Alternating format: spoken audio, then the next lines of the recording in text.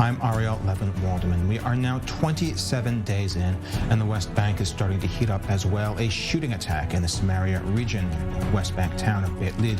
One person now confirmed dead after he was shot and his car overturned. Israeli forces have launched a manhunt for the terrorists behind the attack. The IDF says they have struck 12,000 terrorist targets in Gaza since the start of the war. The IDF reporting for the first time how the ground forces target bank is being updated in real time, including with intelligence from the interrogation of Hamas prisoners. There are also some new details on how the Givati Combat Brigade repelled a midnight ambush. Terror cells in North Gaza fired anti-tank missiles, detonated IEDs, and threw grenades from ambush positions. After heavy fighting, the IDF utilized air support and artillery to dislodge Hamas from their fortifications and to kill dozens of terror operatives. This has come at a price, though. Since the beginning of the ground operation, 17 Israeli soldiers have fallen in battle in the fight against the enemy. The latest named is Lieutenant Yuval Zilber of the Jerusalem Brigade.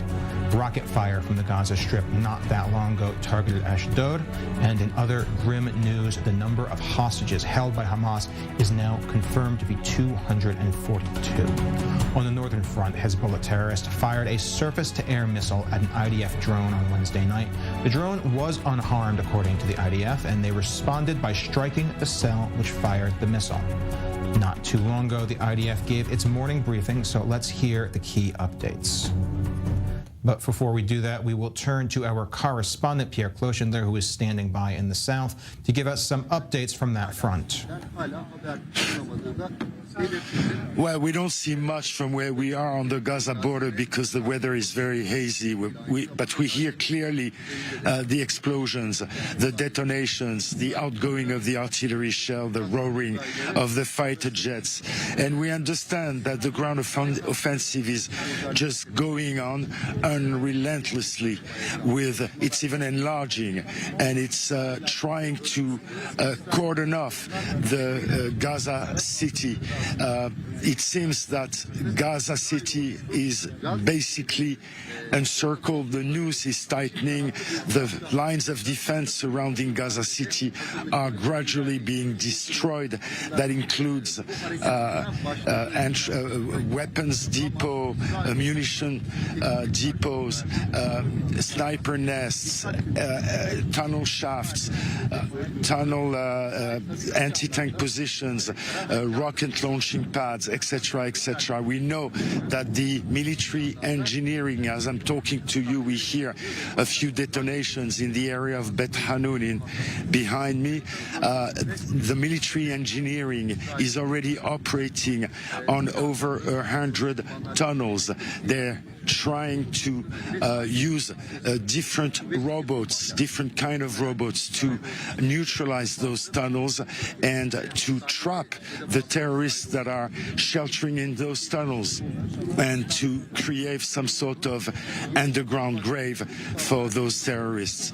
You mentioned earlier one of the examples of the ferocious fighting between the Golani Brigade and 30 terrorists. 20 of them were killed in a 3-hour close-range combat. 10 managed to escape. There were no casualties amongst the Golani Brigade unit. Well, thank you very much, Pierre, for that report from the front. We are going to look at something else happening on that very border as well. That would be the reopening of the Rafah crossing. Egypt says 7,000 people are set to cross through that from Gaza into Egypt. And we've had a statement from President Biden talking about the humanitarian efforts being made at that crossing. Let's take a listen. This is a result of intense and urgent American diplomacy with our partners in the region. I personally spent a lot of time speaking with the Prime Minister Netanyahu of Israel and the President Sisi of Egypt and others to make sure that we could open this access for people to get out. I want to thank our partners in the region, and particularly Qatar, who's worked so closely with us to support negotiations to facilitate the departure of these citizens. We're going to continue to affirm that Israel has the right to responsibility to defend its citizens from terror, and it needs to do so in a manner that is consistent with international and humanitarian law that prioritizes the protection of citizens. We've all seen the devastating images from Gaza. Palestinian children crying out for lost parents, parents reasoning and writing their children's names on their hands and legs and to be identified if the worst happens. And we're going to bring a couple more voices into this discussion. One of them is our senior correspondent, Owen Alterman, sitting in studio next to me. And the other one is joining us as well, Alon Pinkas, former Israeli consul general in New York. Thank you very much for being with us. Alon, I want to get into this right now. What do we make of Biden's comments, this push for more humanitarian aid, and this sort of flip-flopping the demand for humanitarian pauses after saying, no, Israel can set the terms of its own engagements? No. There's no flip-flopping here, Ariel. I mean, the American position on humanitarian pauses has been consistent, and it is compatible with what Secretary of State Blinken said just yesterday in the Senate Appropriations Committee and in an article in the Washington Post that there's no ceasefire, and no ceasefire at this point that would keep Hamas in some form of control is sustainable or acceptable. I see no flip-flopping here. Obviously, the president is under international but also domestic pressure because of those images and footage coming out of Gaza, and he needs to make a statement. But I don't see that as flip-flopping. You go back to his visit here in Tel Aviv 3 weeks ago, Biden's visit, that is, and you see that the American position on humanitarian causes has been consistent. I want to follow up on that because I want to discuss more of the pressures that Biden is under. We've had statements from Democrats in Michigan saying that he's going to lose the election. His support has actually dropped since this has begun as well. Actually, we're going to pause this for a moment because we're having some sound difficulties, and we're going to move to you, Owen, because I want to discuss some more of the Biden angle as well, because it's not just the support and pressures he's under. There's also the pressures that Israel's government is under, and Biden directly saying, at least according to this Politico report, that he doesn't think that Netanyahu is going to be sticking around for long after this war. Right, but he may have said that behind closed doors, Ariel. There's a reason it's important to read the article carefully from Politico, because I think it's been misread here in Israel a lot. What does the article actually say? It says that behind closed doors in meetings, the team in the White House is talking about the future of Israeli politics and the future of Benjamin Netanyahu. And that's what they should be doing. That's their job, is to try to analyze what's going on here, try to see how it fits into the big picture, and to be able to speak freely. In terms of what Biden actually said to Netanyahu himself, according to the article, well, all that Biden said is that Netanyahu needs to be thinking about lessons from the war for his, quote, eventual successor. Eventual successor. Eventual could be 5 months. It could be 5 years.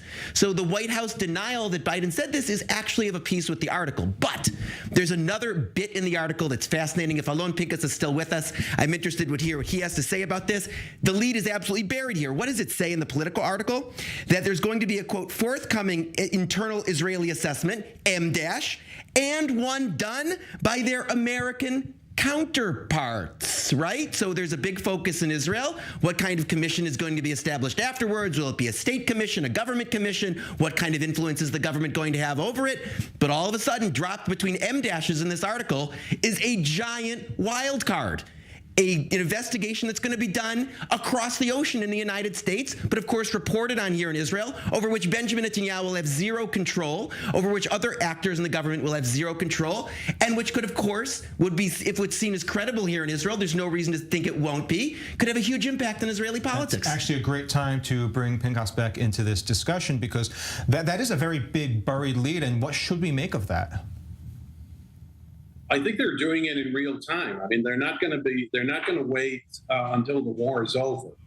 And this stems from 2 or 3 points. The first is the Americans themselves were somewhat surprised, at least tactically, because they bought into the Israeli flawed intelligence assessments, the broad assessments, not the tactical intelligence, that Hamas is deterred, that Hamas is averse to conflict, that Hamas is inclining toward political accommodation. They were wrong because we were wrong, because we misled and misguided them. The second is they will do this because they didn't have trust in Israel's initial reply. I think they do now, but in the first 48 or even 72 hours, they were shocked militarily, from the military point of view.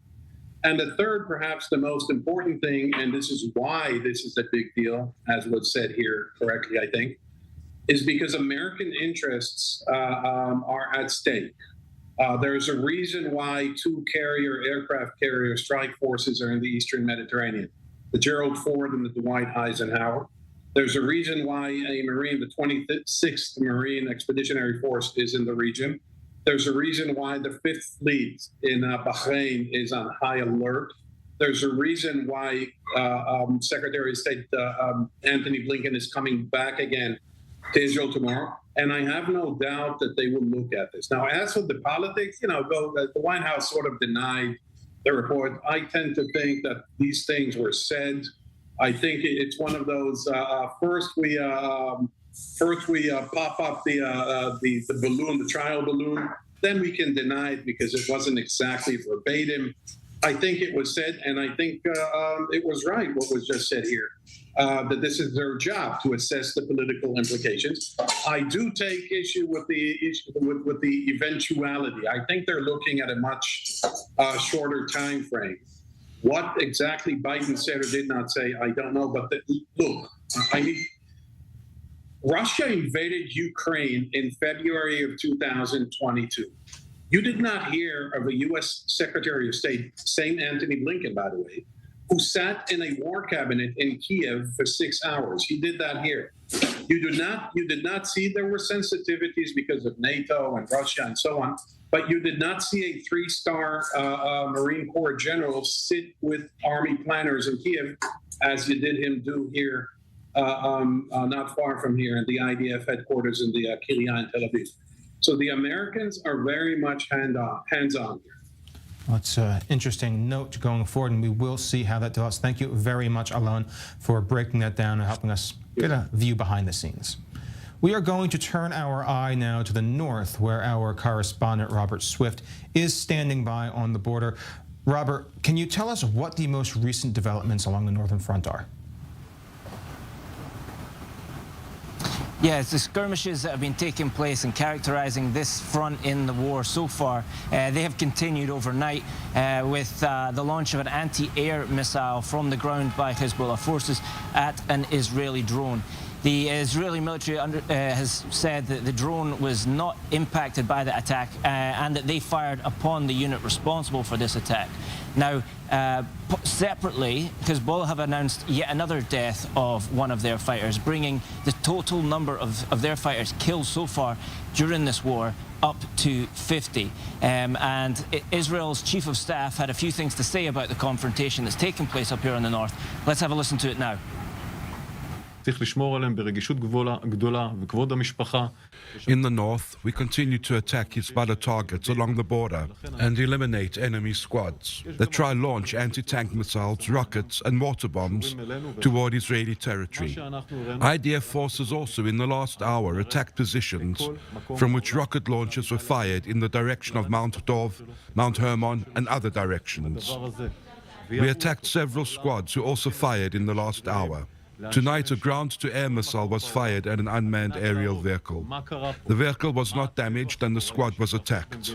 We continue to defend with high intensity the northern border and to attack from the air and on land any attempt to fire into Israeli territory.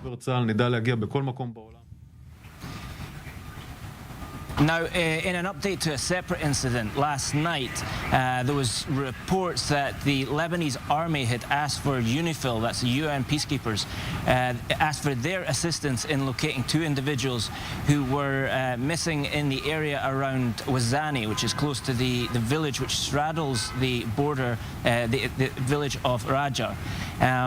Now, at the time, it was understood that that search was called off due to darkness and due to landmines being present in the area. We've received no update from UNIFIL on what took place there, but a pro-Hezbollah journalist has reported that the bodies of 2 shepherds, a 20-year-old and a 22-year-old, have been recovered from that area. And according to that journalist, they were killed by Israeli fire from across the border.